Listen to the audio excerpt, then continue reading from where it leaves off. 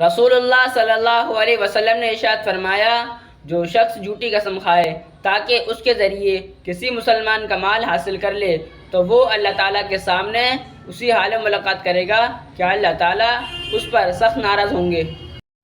ایک شخص نے آپ نبی صلی اللہ علیہ وسلم سے شراب کا سوال کیا تو آپ نبی صلی اللہ علیہ وسلم نے اسے استعمال کرنے کو منع فرمایا۔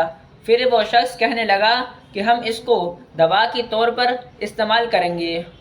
آپ نبی صلی اللہ علیہ وسلم نے ارشاد فرمایا، دوا ہی نہیں بلکہ یہ بیماری ہے۔ رسول اللہ صلی اللہ علیہ وسلم نے ارشاد فرمایا، جس شخص نے شراب پی اور بغیر توبہ کیے ہوئے اسی حالت میں مر گیا تو وہ شخص قیامت کے دن پیاسا اٹھے گا۔